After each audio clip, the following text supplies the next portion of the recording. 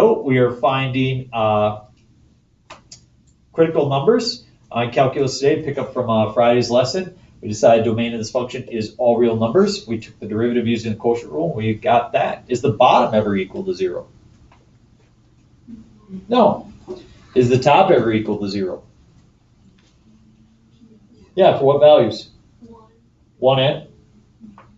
Yeah, 1 and -1. So therefore, t is equal to 1 and -1 are your critical values. Grab that calculator.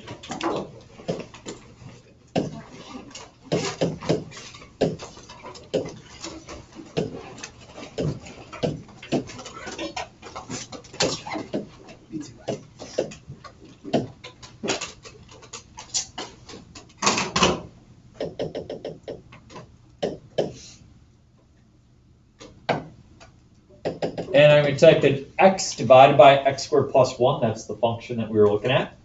I'm going to zoom 6.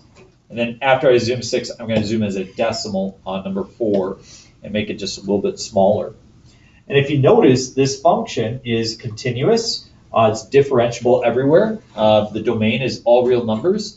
And as I look at the trace, it appears that if I go to the value of -1, what do you notice about the function at -1? What do we call that spot on the graph? We talked about it on Friday. A local minimum. And then if you go over to +1, you can see it has a local maximum. And so those are the points that we just uncovered by finding those critical points. Okay? We look at letter F. Sorry about the y there. Should say g of x is equal to the cubed root of 3 minus x. I'd like you to discuss with the person next to you 2 things. Number 1, what do you think the domain is? And second of all, do you remember what the graph looks like? Okay, take about 40 seconds. See what you can come up with. See what you can remember. Go. This one?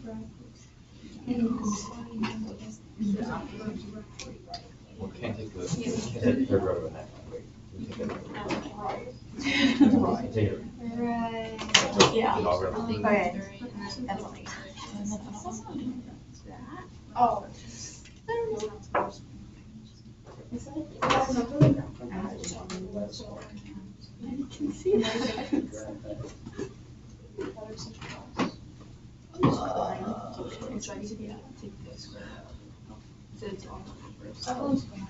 Who's got the domain? What do you got? I heard somebody say it. All real numbers. You can take the cube root of negative, so domain is all real numbers. And then the cube root function, see if anybody got this. Remember the cube root shape generally looks like that? But this is going to shift it to the right 3, and it's going to make it upside down from what it was. So this should have a critical value. It should have a critical value right there because that's where we have a vertical tangent. And so I'm going to take this derivative and I'll do it using the chain rule. We have u to the 1/3 and we have 3 minus x. The derivative of u to the 1/3 is 1/3 u to the -2/3. And the derivative of 3 minus x is just -1. So as I multiply these, I get -1 over 3 times 3 minus x to the 2/3 power. So to identify the critical points, we say, is the top ever equal to 0? No. Is the bottom equal to 0? Yes. For what value?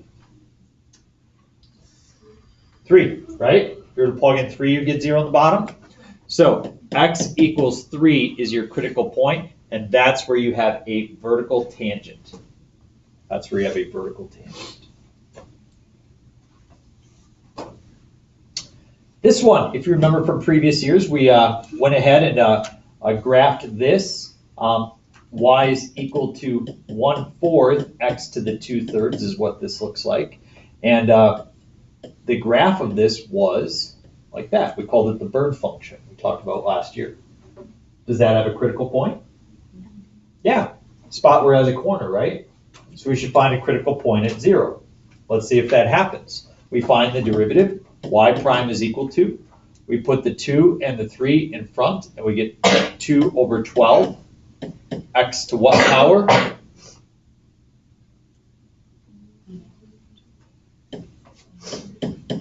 Negative 1/3. So we have y prime is equal to, 2 over 12 is 1/6, so 1 over 6x to the 1/3 power. Is the top ever equal to 0? No, it's the bottom. Yeah, bottom's equal to 0 at 0. So therefore, at 0, we have a critical point, and you can see right there, we sure do. That's where you get a corner on the graph. So again, it's incredible how the calculus can uncover these things. Just a couple problems left here. We'll try a trig 1. We need to find y prime. And what rule will I use to find this derivative? The chain rule. Let's do it the quick way. What's the derivative of the inside? 2 Times the derivative of the outside, with the inside left alone. Derivative of the inside, derivative of the outside, with the inside left alone. Good. So we want to find where that is equal to 0.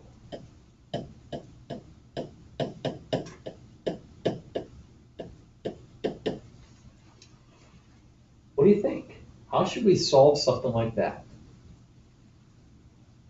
You guys are class exhibits. Excellent recall for previous years and learnings. See if you remember this one from last year. Try something. Try anything. You factor out the 2. You could factor out the 2. Won't help us out at all, but good idea. Thank you for your thoughts.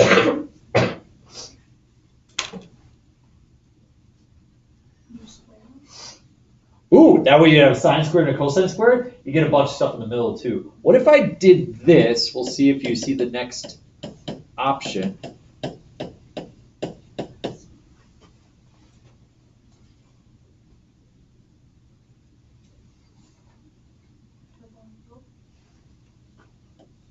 Good, I like the double angle. We could probably use a substitution.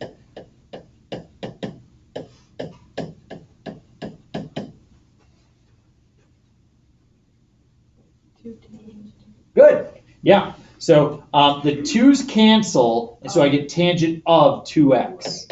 Tangent of 2x is equal to 1. Tangent of 2x is equal to 1. Where in the unit circle is tangent equal to 1?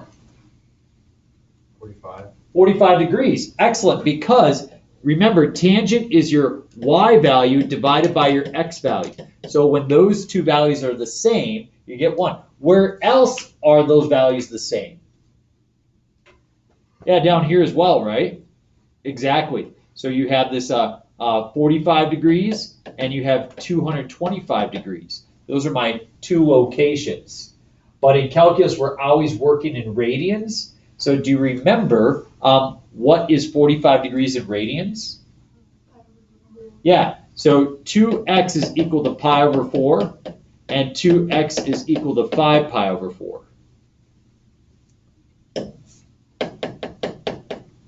So what we just did is when we found the angles, that was our process of doing inverse tangent.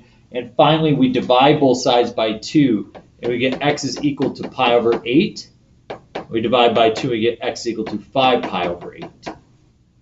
And so those are the spots where it has critical values. So we've seen polynomials, we've seen rational functions, we've seen absolute values, we've seen radicals, we've seen the trig pieces, and there we have it.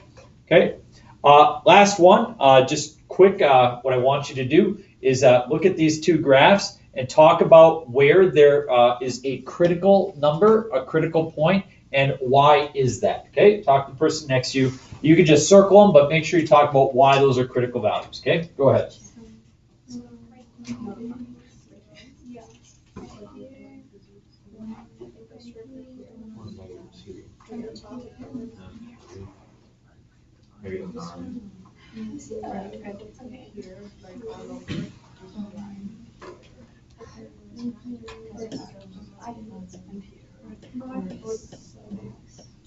This one would be the.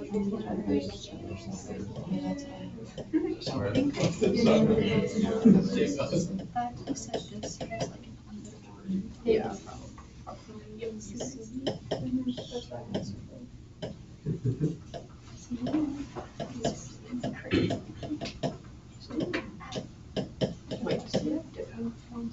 Yeah. Do I really? Yeah.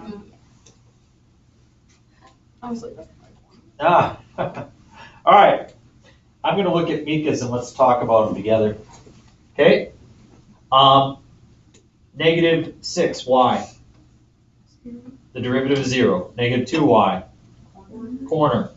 3y. Corner and 7y. Derivative is 0. But the next one, negative 7y. Vertical tangent or the derivative does not exist. Either one is fine. Okay? Is negative 3 a critical point? No, because it's not part of the original domain of the function. So we don't include negative 3. Is negative 1? yes. Yep, derivative equal to 0. Where's the next one? 3, why? Yeah, it's kind of tough to see. I'd make it, well, I remember when I drew it, I was like, oh, that'll kind of catch people off a little bit. I didn't do a very good job there. My fault. But yep, that's kind of where it is. And then 5, you have a derivative equal to 0. And is that it? Where else? 7 is a corner. Yep, good. You guys got 25 minutes. You can work on the rest of your assignment. Might be able to get it done.